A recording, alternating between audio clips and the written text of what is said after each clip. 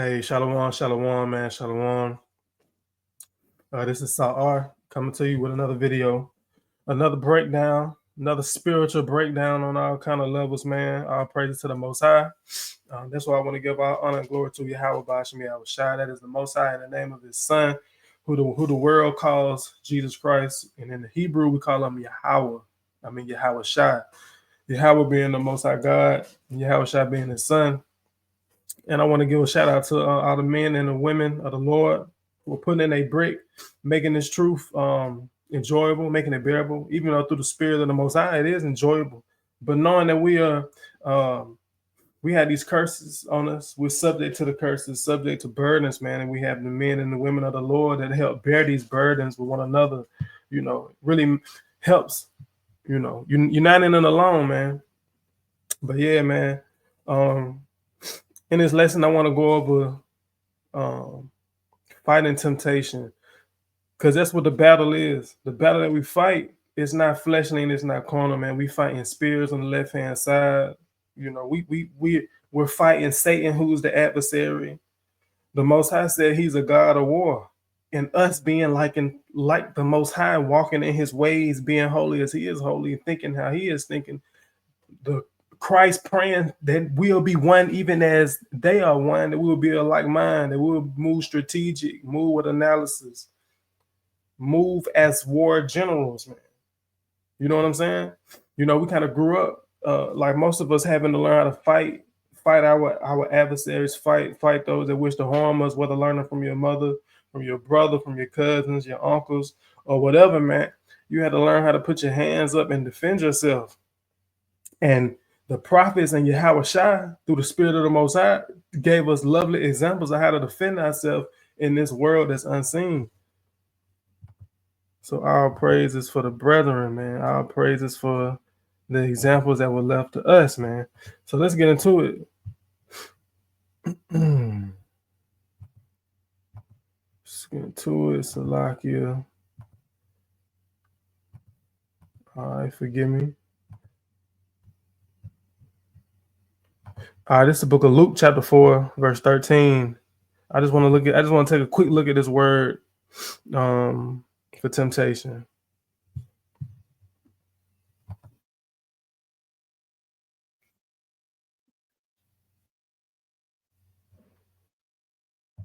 Okay, and let's look at the outline of biblical usage. It says an experiment, an attempt, a trial, proving, right? When the Most High when we are being tempted, we have temptation on us, then we're being tried, we're being proved, right? In the book of Deuteronomy 8 and verse 2, the Most High said that He was proving to see if we were going to keep His laws or not. It says trial, proving the trial made of you by my bodily condition. You know, that's going into Paul. It says the trial of man's fidelity, integrity, virtue, constancy, an enticement to sin. An enticement. That's heavy right there. Hey, this is important why we have to do these. We got to do these word studies. We got to go into the Greek. We got to see how these words are being used, because we can't let certain words and then we just run off the mind about how this word should be used. We got to do our due diligence, right? It says an enticement to sin, temptation, whether arising from the desires of or from the outward circumstances. Now keep that in mind. Trial and proving. These are trials that we must fight, and we subject to these trials, man. This is the book of 2nd Ezra, chapter 7 and verse. We're gonna start at verse 57. Let's get straight to it. So this is Ezra, and he's speaking to the angel about the kingdom of heaven, about things to come, about the position of Israel in the world, why it seems as if we're just so out of touch with who we really are, and from the covenants, and why we're suffering, right? Verse 57, Then answered he me and said, this is the angel saying, this is the condition of the battle. Right? Like I said, man, it's a spiritual warfare. We're dealing with principalities, things in high places, spirits on the left-hand side. It said, this is the battle which man that is born upon the earth shall fight. That if he be overcome what? If he be overcome by what? If he be overcome by his temptations. If he be defeated by these spirits that are accusing him, that are trying him, afflicting him, causing him to suffer, if he be defeated by the trials, by this proving, by sin, he shall suffer as thou hast said. But if he get the victory, or what? If he get the victory over these temptations, he shall receive the thing that I said. Now, what is he talking about? What is the thing that he will suffer in this victory and this receiving? All right, let's go up. Verse 17. Then answered I and said, O Lord, that bears rule, thou hast ordained in thy law. So this is something that is, look, Christ said the scriptures can't be broken. This is ordained in the law. So it will stand that the righteous should inherit these things, but that the ungodly should perish, right? He said that the righteous should inherit these things and that the ungodly should perish, right? Now, how was someone righteous? We know that you are made righteous by the law. You are made ungodly by the law, because the law is the measuring stick that is used. It's the same thing that the Most High is judging it with. We know that Israel is cursed, whether they kept the law, and they were blessed on whether they kept the law. This is the measuring stick. All right. Let's go see, man. Remember this, man. Just proving the enticement to sin, that just going into the definition of temptation. Let's go to the book of Deuteronomy.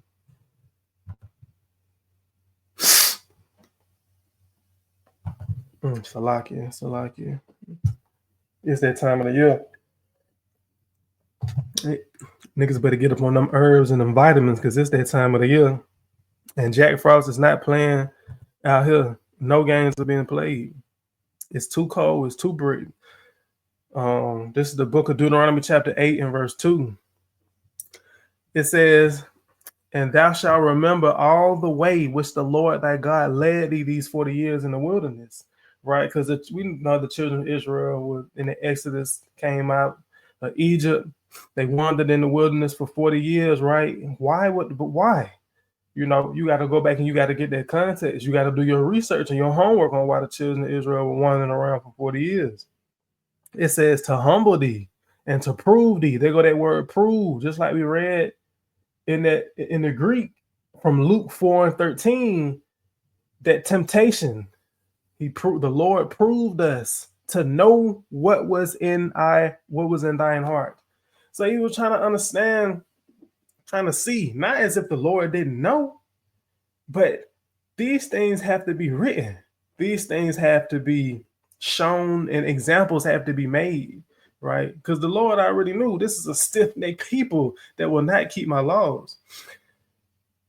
But it said, whether thou wouldest keep his commandments or no, the Lord still had to prove. He still had to try us. You know what I'm saying? If you can see that through the spirit, that the Most High knew that we were a stiff-necked people, but he still had to try us by his laws. But that's the thing. So when we talking about temptation, these are the things that we being tried by. Being tried by the commandments. That's where the temptation comes from. It comes from that, whether we will be tried by his commandments or not. All right, man. Let's go to I know what I want. All right.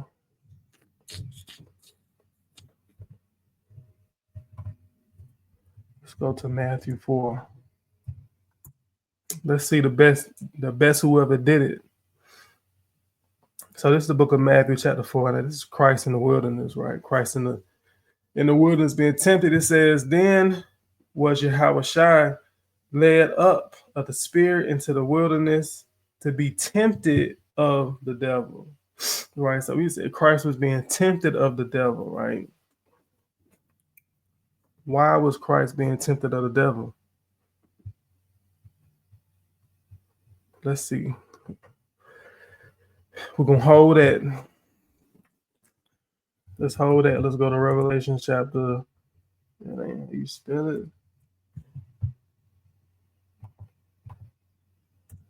Chill out. What's going on?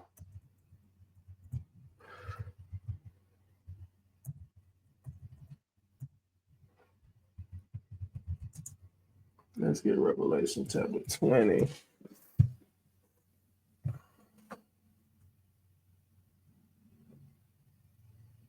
Matter of fact, let's get Revelation 12.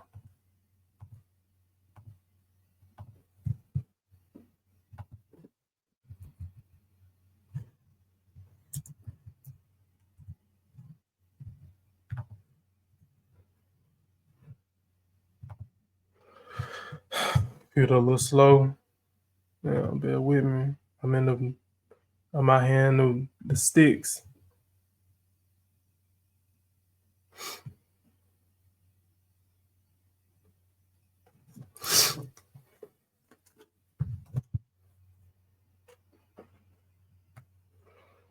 All right.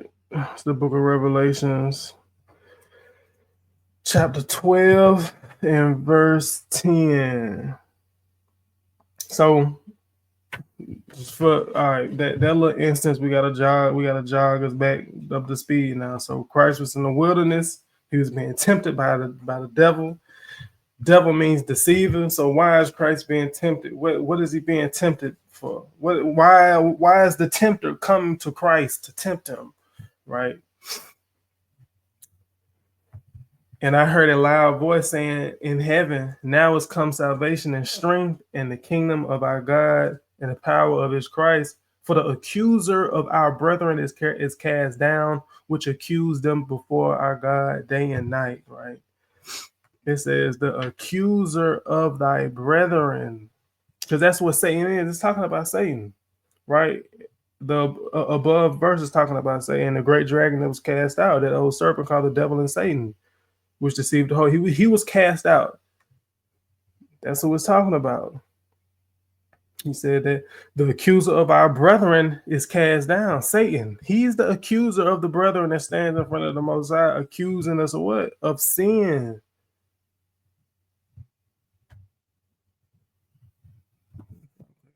Let's get that. He's accusing us of sin to the Father. It's just like a tattleteller sitting in class and they just looking at you and they just waiting. I can't wait till he slip up. I'm gonna go tell on him. You know what I'm saying? And then they get what they do. They go tell. To the book of Revelation, chapter 20 and verse 12. Right? And this is why. This is how you know this is sin.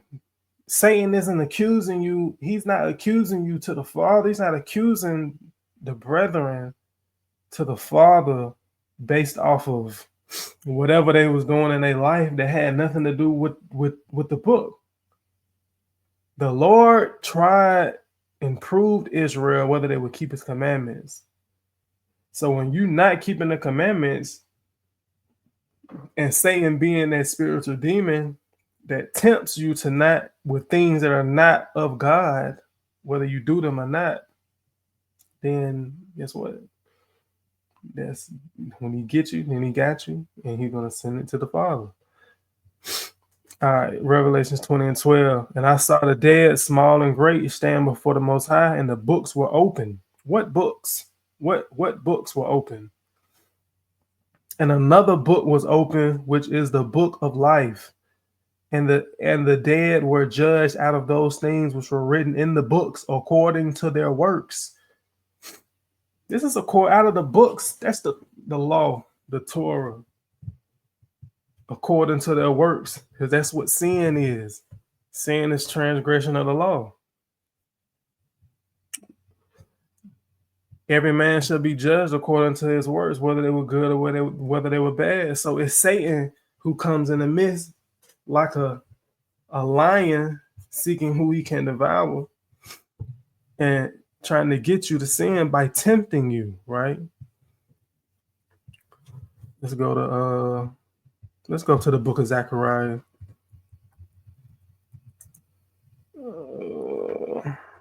Zechariah chapter 3.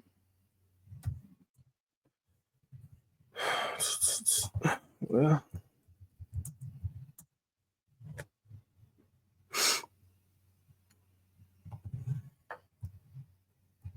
man, let me look. I got this glare on my keyboard. I can't even really see them like that. So just bear with me, and we're gonna get it in. We're gonna get it done. This is the book of Zechariah, chapter 3 and verse 1. And he showed me Joshua, the high priest, standing before the angel of the Lord, and Satan standing at his right hand to resist him. Right. This is the prophet Zechariah, and he's saying the vision, right? Now it says Satan was standing at the high priest at his right hand, standing to resist him. Let's look at that word resist. It says, now look, I ain't even really, you gotta peep this. All right, check it. So looking on the left hand side, right? This left hand side over here where my cursor is. So it says the high priest standing before the angel of the Lord, and Satan standing at his right hand to resist him. But the word there is Satan. Let me see if it's the same. 87853. Now this Satan is 7854, which is like a derivative of, because they're close in the numbering system. It just depends on the context. But understanding that to resist him, the word in the Hebrew was Satan or Satan, but they rendered it to give the sense is to resist him. So resisting is a part of Satan's name. That's a part of his character. It says, now this is to resist, to be or act as an adversary, to oppose, right? That's his job. That's what he does. So he was standing at the right hand of Joshua, the high priest, being an adversary to him on a spiritual level, opposing him so that he could not do what he was designed to do by the Most High, right? Tempting him, keeping him away from his glory and greatness that the Most High given unto him, or what he was supposed to fulfill on this earth, right? You know, you go into Ecclesiastes 12 and 13, the whole duty of man is to keep the commandments. Well, if Satan is the adversary and the devil, he is the disruptor of that duty of man. He does not want you to keep the commandments. Verse 2, and the Lord said unto Satan, the Lord rebuke thee, O Satan, even the Lord that have chosen Jerusalem rebuke thee. Is not this a brand plucked out of the fire? Now Joshua was clothed with filthy garments and stood before the angel. Now that filthy garments goes back to Satan had been at his right hand. Satan being at his right hand, symbolic for Satan had got the best of him, because Joshua was clothed in filthy garments, meaning that Joshua had been overcome by some things, temptations that Satan was sending his way. Right. Let's go. Let's jump back. I want to jump back to Matthew 4. Don't forget about that. Jumping back to Matthew 4. All right. Matthew 4. So, okay. So we went into how Satan, how he's the tempter, what he's tempting you of. What is he doing? He's tempting you to sin. He's sending temptation to sin because he is the accuser. So when you sin, after he sends you the temptation and you sin, he can accuse you to the Father. Like, look at this nigga right here. This nigga evil as hell, Lord. I told you. I told you this nigga evil. All right, verse 2. And when he had fasted 40 days and 40 nights, he was afterward and hungered. And when the tempter came to him, he said, if thou be the Son of God, command that these stones be made bread. Now, this is silly. This is silly, man. You know, Christ had fasted 40 days and 40 nights, and he was afterward and hungered. And Satan comes and tries to get Christ to turn stones into bread if he's the Son of God. You know, that don't really make no sense. Now, I look at this verse right here, and I like to when I teach, I like to be real about it in my thoughts about the text. Like, you know, I can say what's orthodox. I can say what's all agreed upon and whatnot. But I'm gonna give you the real. I'm gonna give you, yeah, this is what I'm thinking. Like when it says, and when he had fasted 40 days and 40 nights, he was afterward and hungered. I look at that verse and I look at the context of the next verse and I say, well, maybe, you know, Christ might have still been fasting for Satan to come and try to tempt him to turn stones into bread, because Christ had been fasting for so long he had got hungry, right? So this just put me in the mind of, damn, Satan trying to get Christ to break his fast. He's tempting him with something that his soul is weak at, right? Christ, he's a man, his soul is weak right now. You know what I'm saying? This is something that he's lusting for. He a hunger. Who isn't hungry and wants something to eat, right? But then he would broke his fast. It would have been no significance if Christ wouldn't have been still fasting, or the fast affecting him. But Satan talking about turn these stones and make it bread so you get you something to eat. Oh, excuse me. All right, verse 4. But he answered and said, it is written, man shall not live by bread alone, but every word that proceedeth out of the mouth of God. Man, this is fighting temptation one-on-one. You learning with the realest right now. You with the best. Satan hit him with something. You gotta, but the thing about Christ, he understand the temptation. He understand it. Look, and it's the thing. This how you do it, man. First, you got to understand the law of God, seeing that that's what you're going to be tempted out of. That's what Satan is accusing you to the Father out the law. Revelations 12 and 10. He's accusing you to the Father. He said that the books are going to be open, that man will be judged out of according to the works. Revelation 20. The condition of the battle, that if man be righteous, he'll get this. If he be overcome, then he'll perish. But if he get a victory, then boom, he'll be given these. You know what I'm saying? So you got to understand the law.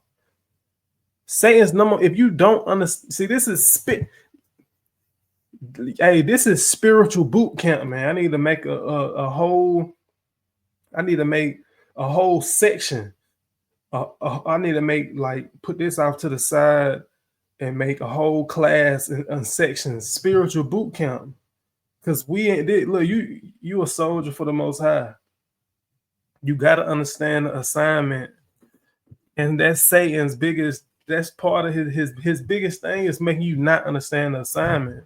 So if you don't understand the law, you'll never know in what way the accuser and the tempter is tempting you.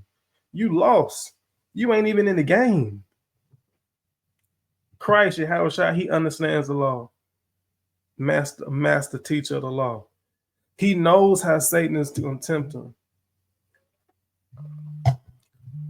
He just hit him with Satan just tried to hit him with a a head-on attack. That's silly. Come on, man. That shit's silly. That's silly. Man, listen, man. Man shall not live by bread alone, but by every word that proceeds out of the mouth of God. Boom, right from the law. Then the devil take him up into the holy city and set him on a pinnacle of the temple, and said unto him, If thou be the Son of God, cast thyself down, for it is written, He shall give his angels charge concerning thee, and in their hands they shall bear thee up, lest at any time thou shalt dash thy foot against the stones. You know what I'm saying? Now he's trying to flank him. You know what I'm saying? He trying to flank him because you got to think about it on the spiritual level. Hebrews 4:15, it says that Christ, he had temptations that all of us had because he was human. He had the same temptations. Shorty came at him. Boom. Nah, I got you. He had to curve it. You know what I'm saying? Christ, this is early. You know, this is Matthew 4. This is early in the books, early in the Gospels. Christ is coming to the reality that he is that one. Now picture it like this. Think about you being the Messiah, knowing that you can call down battalions of angels, platoons, and all kind of. You can call down all kind of stuff from your Father. You can make it rain in it. You know what I'm saying? Like if it's necessary, you can do that. What would be going through your mind? I'm not saying it was wickedness on Yahweh's heart, but it was that sense. You know how a man has that sense of power. When he gets that sense of power, then sometimes man can do what Satan is advising him to do. Hey man, listen, I just fall off the man. I'm the Messiah. He not, yeah, but that's foolish. And you tempting the Most High God, which is wickedness and evil, to tempt the Lord. It's written all throughout the law. Them 40 years that we're in the wilderness, tempting the Lord. The Lord, tell the Lord, we ain't got nothing to eat. He brought us out here to die. Where to drink it? You know what I'm saying? That's foolishness. That's folly. But that's what Satan against you to do when you are driven away by your own lust and desires.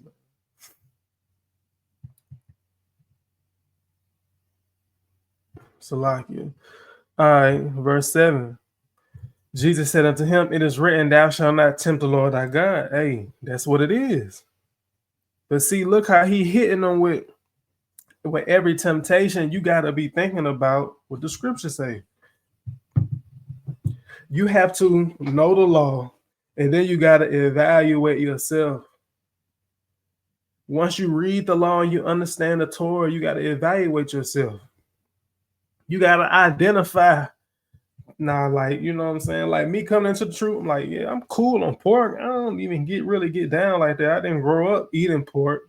I at a certain age, when I got more accustomed with other people and other influences, I began to eat swine's flesh. All praise to the Most High, and for Christ, that I could be, forgiven of that sin, and I can be made clean.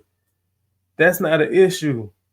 It can be other stuff that's an issue. You gotta identify yourself, because Satan is a roaring lion seeking who he can devour. He knows what you're weak at. It's putting in. He did his homework. He know the assignment. You don't know. Do you know the assignment for you? Do you know the assignment for you? I'm gonna finish that up, and then we're gonna get into some examples, man. Again, the devil taking him up into an exceeding high mountain and showing him all the kingdoms of the world and the glory of them. Now, okay, this is it. This is the haymaker for a lot of cats. Riches, fame, and money. And he said unto him, All these things will I give thee if thou wilt fall down and worship me. But Yahushua goes back to the scriptures. Then said Yahushua unto him, Get thee hence, Satan, for it is written. For it is every time it is written. So when the Bible says, lean not on your own understanding, You gotta lean on what the word say, because that's your armor. That's your helmet, your breastplate, your buckler with your tools and your sword, with your dagger on the side. That's your shield to fight a spiritual war. Hey, pursuant to the book of Romans chapter 7 and verse 12, Paul said that the law is holy. In verse 14, he said the law is spiritual. The words of God are spiritual. Then in Christ, in John 6 and 63, he said, the words I speak to you are spirit and truth. Hey, he giving you the game. He said, as it is written, thou shalt worship the Lord thy God, and him only shalt thou serve. Satan is the tempter. He's good at what he does. Then the devil leaveth him, and behold, angels came and ministered unto him. And I forget in which gospel, it might be in Luke 4, where it says, and the devil leaveth him for a season. Yeah, it says what the scriptures say, the devil will leave you, and then he'll come back with more spirits that were unclean the first time, roughly paraphrasing. Right. Before I get that, I'm gonna get another example of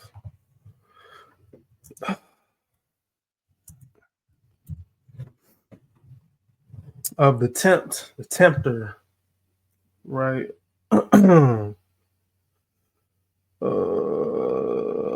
No, that's not what I want. Not First Samuel. I want First Chronicles.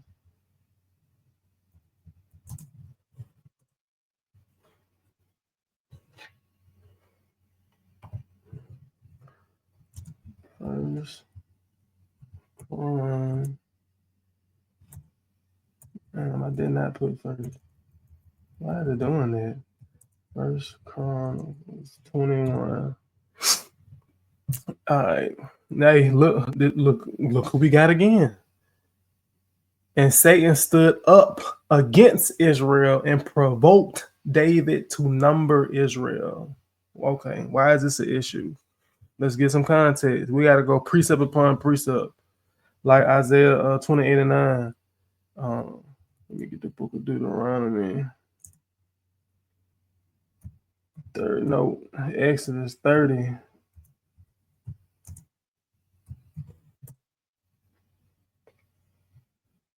I think Exodus 30 and 11. Yeah. So it says Satan stood up against Israel and provoked David to number the children of Israel. You know, it's important, man, that we got a king like Yahushua, because he stood up against Israel. Satan stood up against Israel in Matthew 4 by what? By trying to provoke the king to sin, who is Yahushua. Knowing that if Yahushua would have sinned, there would be no atonement for us, because we would not have that perfect and unblemished lamb. Warfare. Take off the queen or the king, knock all the pieces and the pawns over. Understand me? Exodus 30 and 12. When thou takest the sum of the children of Israel after their number, then shall they give every man a ransom for his soul unto the Lord when thou numbers them, that there be no plague among them when thou numbers them. Okay, let's see. Let's see if this is what happened.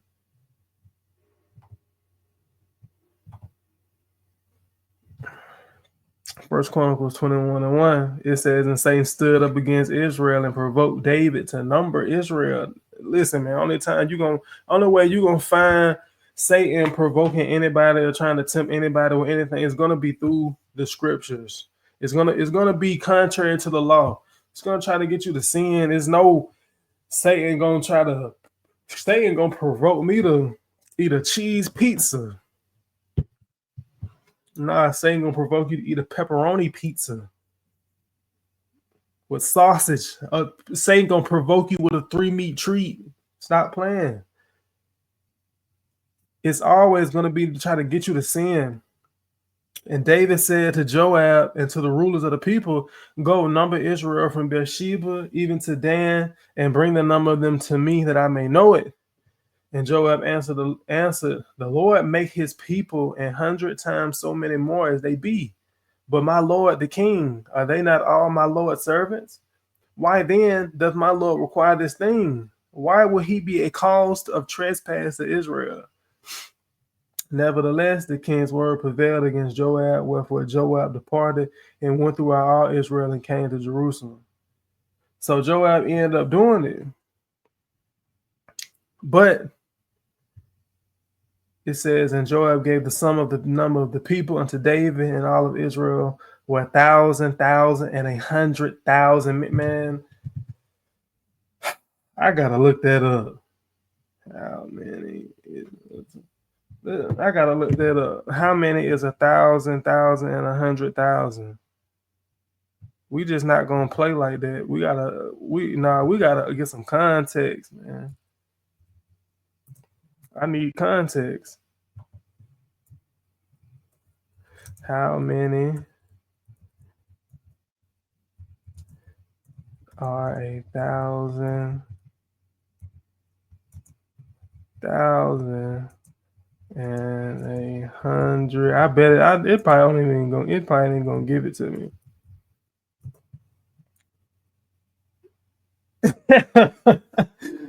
Hey, listen, man, you can't number the children of Israel.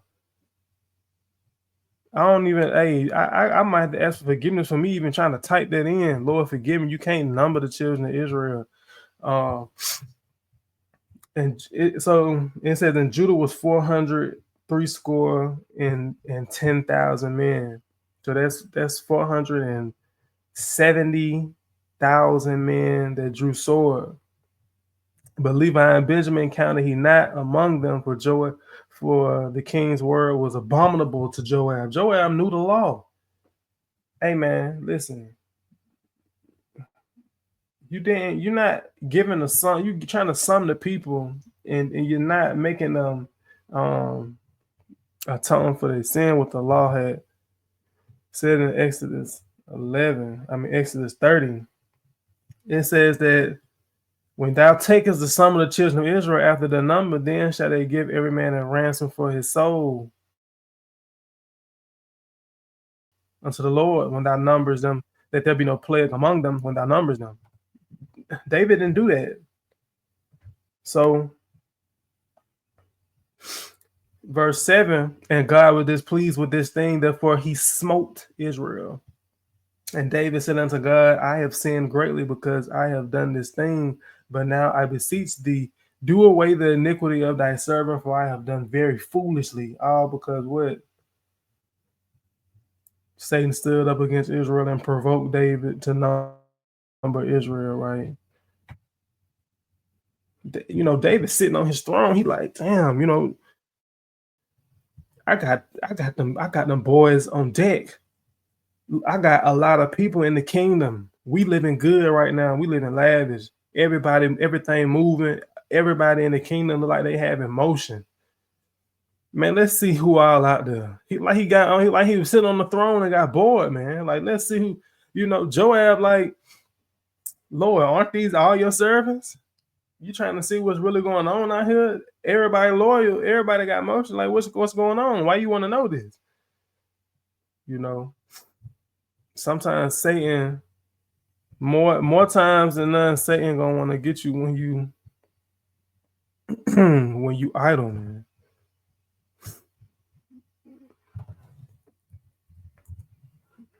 For edification purposes, I want to look at some things, man. I want to look at some things. So we know Leviticus 11.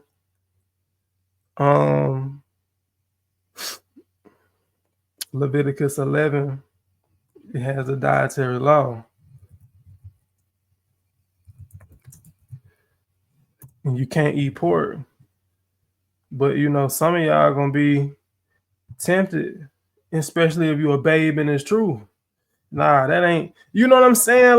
Like Come on, man. I'm not tempted to eat that. I don't even know what it is. And I don't know, if you dealing with this type of temptation, if Satan is tempting you in this way, you're not tempted to eat that. It look like elephant knuckles.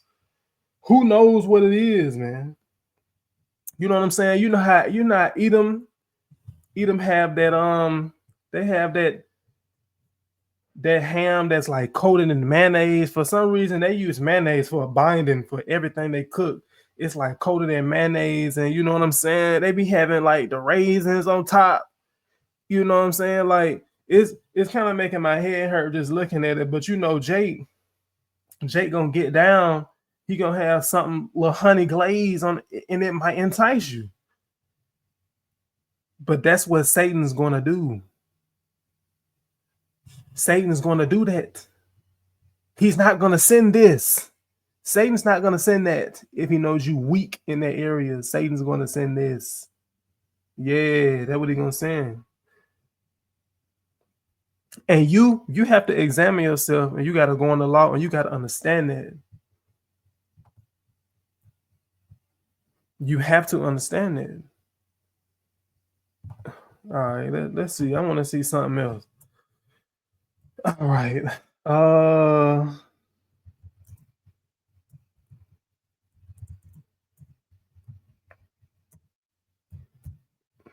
Hey, listen, man. Damn, I guess they couldn't even be popped up. I gotta chill out, Folly. I gotta chill out on that. You can't even type in old granny.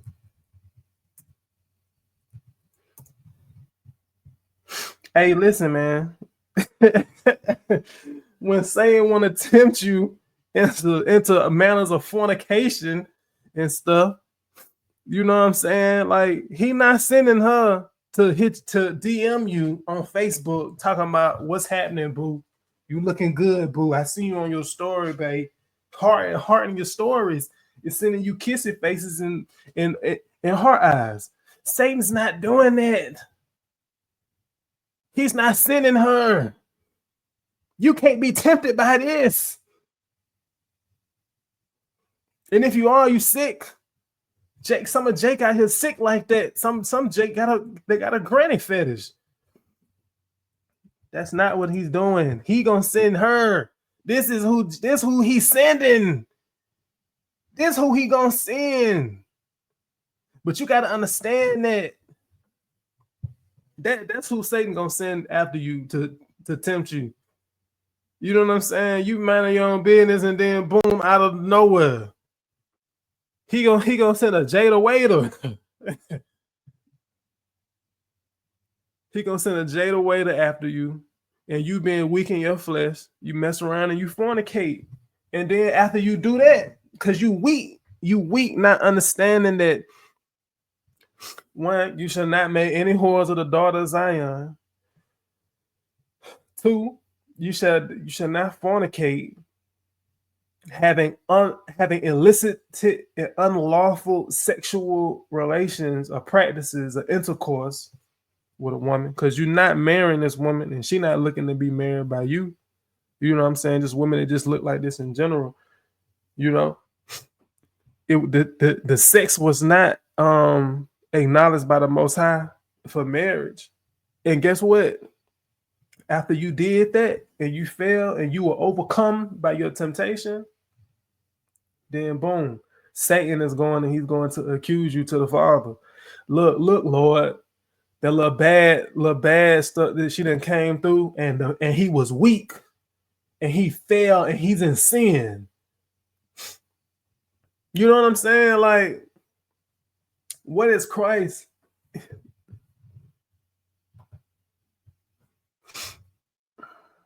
Christ is our advocate. But Hebrews 10 and 26. It says, for if we sin willfully after that we have received the knowledge of the truth, there remain of no more sacrifice for sins. Like, if you do that purposefully, Satan accusing you to the Father, Christ can't be like, Lord, he didn't know. He was, hey, look, no, hey, we have a righteous judge and a righteous priest, a righteous lawyer. Satan can't lawyer for you if you did it on purpose. You fell on purpose. Now, let me get an example of,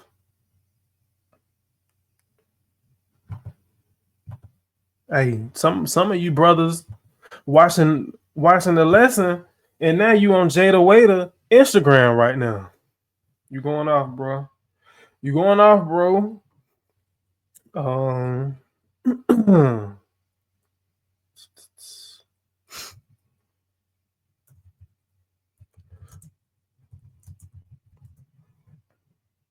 You know what I'm saying?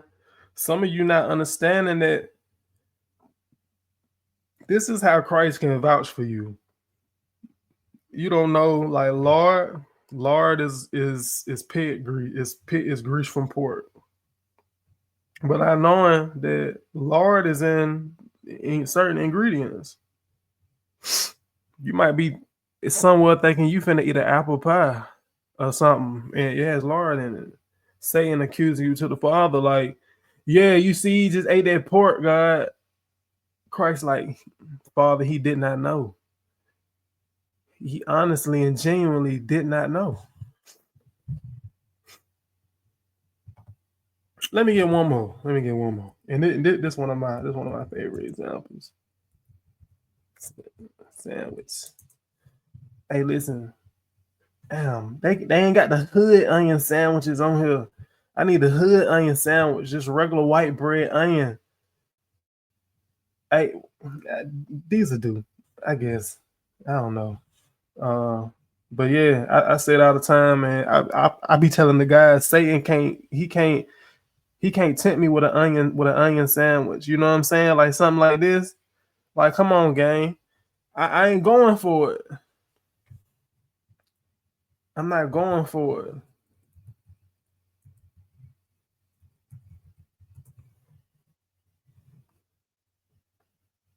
But yeah, but you see, like, you know, I'm just saying, like, that's how you gotta look at it. You gotta be able to identify, you gotta be able to know the law, know what angle Satan is coming for you from. You a general on the battlefield. You gotta know your position. You gotta know where you can be flanked. You gotta know, you gotta be on the high hill looking down. You gotta have a good position. You gotta know the area. You gotta know the landscape. You gotta know the weak. You gotta know your weak spots, man. In times of antiquity, when a defense city would build a wall, they knew their weak spots, and the opposing enemy would know that the wall is weakest here if I'm going to ram my engine into it, or whatever structure that was made to be a ram or to bring walls down. The wall is weak here. If you know that your wall is weak there, you would have your archers lined up more on the wall. You would have a arch tower that could oversee and look over that wall. So when the enemy came up on it to try to bring it down, your archers could easily defend it. You got to set yourself up for victory, man. All right, let's go back to the scripts, man. Oh, let's go back to the scriptures.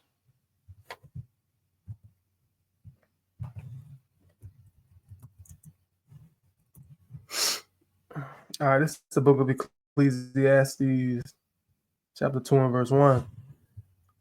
It says, "My son, if thou come to serve the Lord, prepare thy soul for temptation." You got to prepare yourself because you're going to be tempted. You're going to be tempted. That's just what it is. Why? Because the Lord got to try you. It says, "Set thy heart aright and constantly endure, and make not haste in time of trouble." You got to constantly endure. Endure what? Temptation, right? I want you to look. You gotta think about that thing, man. No. You done woke up to the truth? You think you finna come serve the Lord? Satan just like, you ever play a video game and you gotta like be quiet, and then like you make a noise and the little signal goes off on the NPC on their head, like it alerts them. Hey, when you say you come to serve the Lord, Satan is alerted. He like, who said that? Who said he finna come? Oh, we finna go. I'm finna send them boys. You gotta know that. You gotta know these temptations are coming. And this is the difference between us that's in the truth and those that are in the world. We're learning about the ways we can be tempted. The people in the world, it's not even a temptation to them. A temptation is something enticing you to sin. It's not, they don't think it's a sin. They just go along with it. Hey, this is what I like to do. I like to, yeah. I like to, yeah. And that's just, but constantly endure. You gotta constantly endure. Right.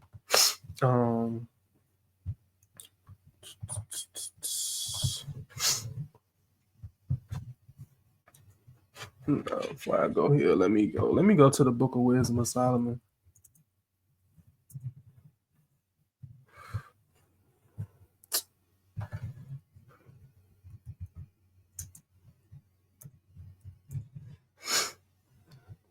Bro, y'all acting like y'all ain't got the Book of Wisdom of Solomon on here.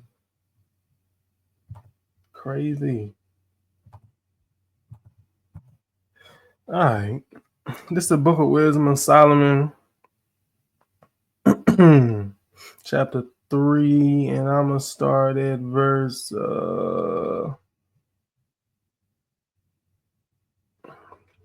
I start at verse 5. Now this is going into death, right? The death, those men tormented, those that look like they seem to have perished. But verse 5 says, and having been a little chastised, they shall be greatly rewarded. Remember, 2nd Ezra 7:57, you said this is the condition of the battle, that if you be overcome, you shall perish, but if you get the victory, you will be rewarded with the things that I said. So if you being chastised, you shall be greatly rewarded. But God proved them and found them worthy for himself.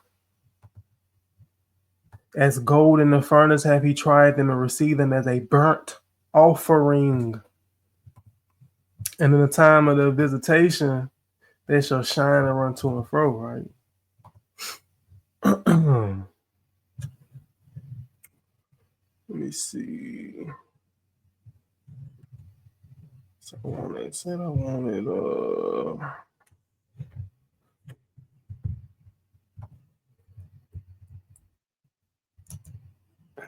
let me see. This is what I want. Nah, that's not what I want. Let's go to the book of Mark.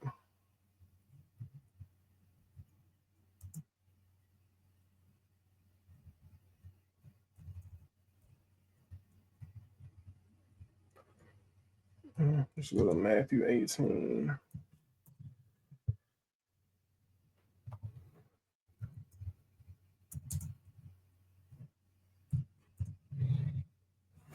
Matthew 18 and 7. So, right when you be tempted, know that prepare yourself for temptation. And it has happened, right? Matthew 8 and 17, woe unto the world because of offenses, for it must needs be that offenses come. But woe to that man by whom the offense cometh. All right, I want to look at that because that's worded kind of weird, right? I want to look at that because so it's saying that the offenses must come. It must come to the world because the world got to be judged. But it says, woe to them, woe to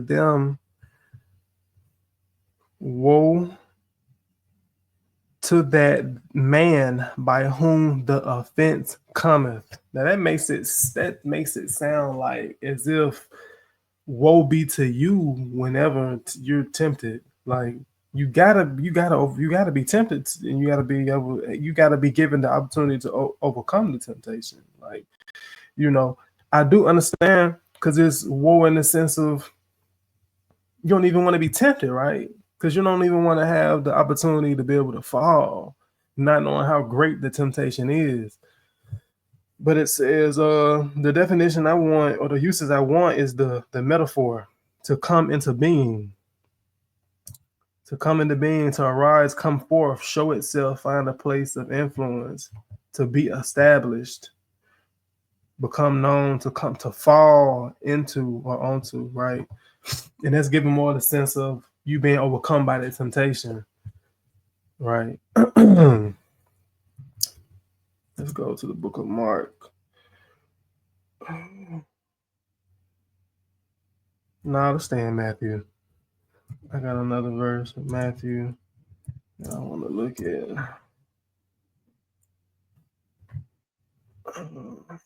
This is the book of Matthew.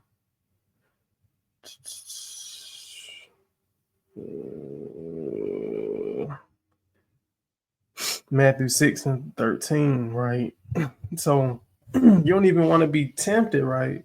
You don't know that it got to come, but that's why Christ said, let's say this prayer, to lead us not into temptation, but deliver us from evil, because the temptation is evil.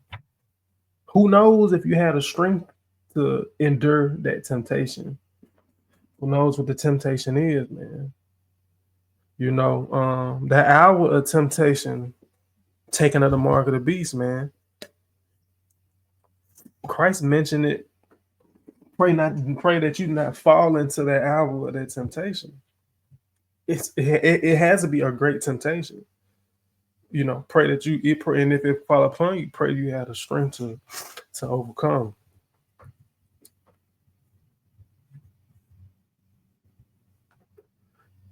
Now I want the book of Mark, chapter 6. Salakia. Mark 14. It's the book of Mark, chapter 14, and verse 38. And it says, watch ye and pray, lest ye enter into temptation. The spirit truly is ready, but the flesh is weak, man.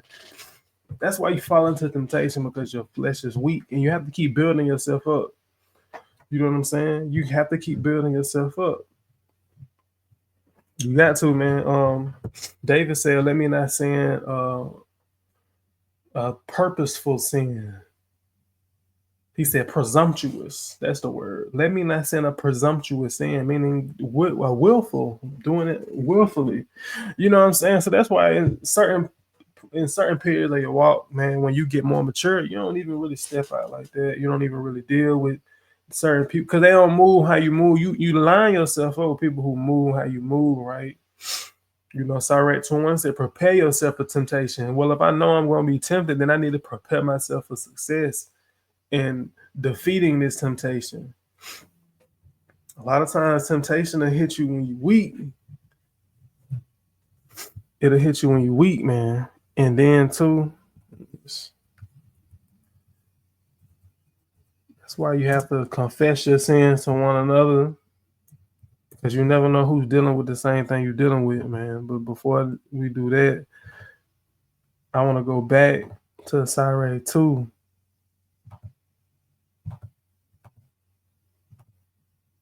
I want to go back to Sirach 2. Damn, that is not Sirach 2. That is Sirach 2. Second Ezra.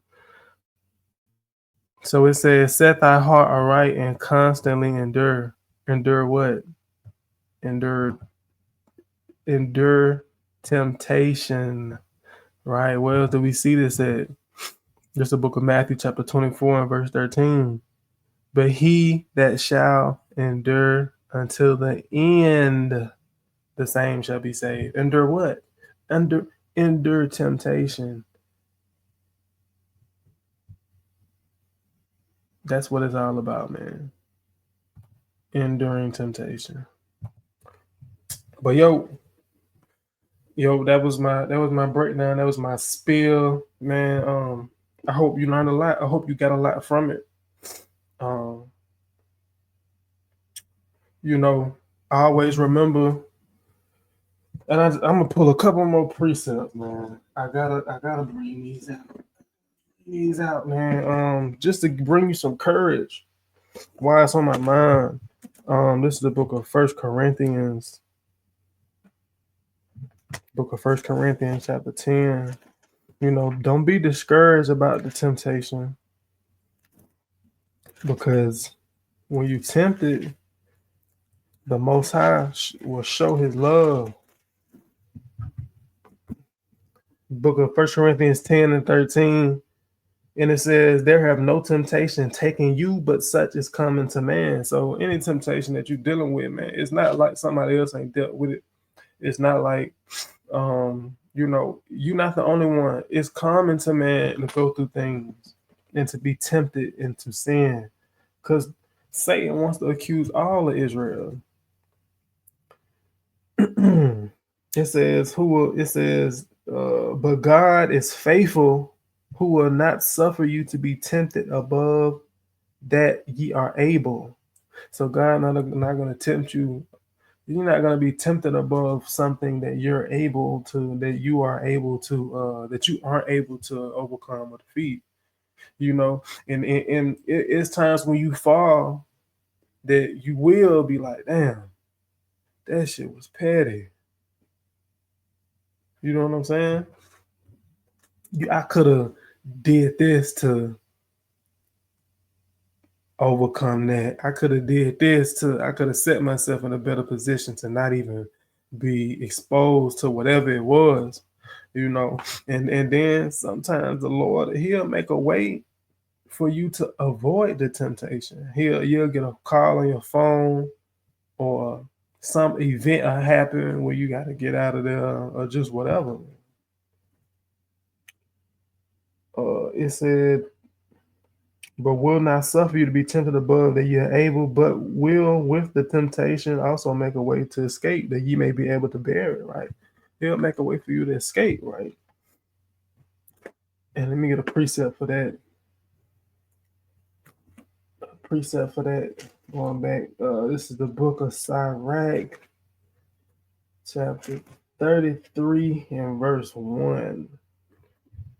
It says, there shall no evil happen unto him that feareth the Lord. Now, a person that fears the Lord is a person that keeps commandments, pursuant to the book of Psalms 111 and verse 10. It says, there shall no evil happen to him that fear the Lord, right? When Christ said, pray not for temptation, but deliverance from evil, because temptation is evil. But in temptation, even again, He will deliver them. Now, it's up to you whether you want to go to the left-hand side or to the right-hand side, but your options will be there. And a lot of times people not even spiritually in tune to even notice that, oh, that's the option for me to escape.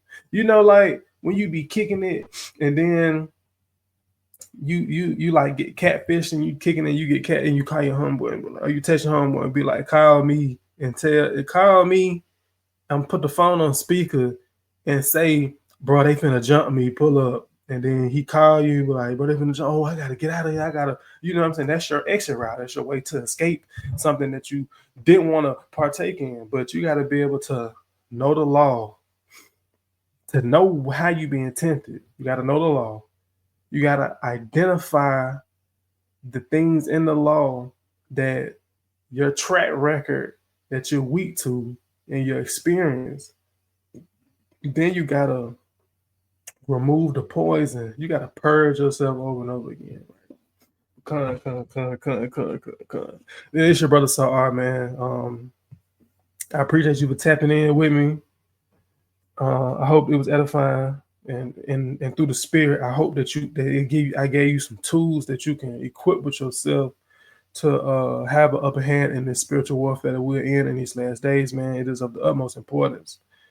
That being said, hey, Shalom.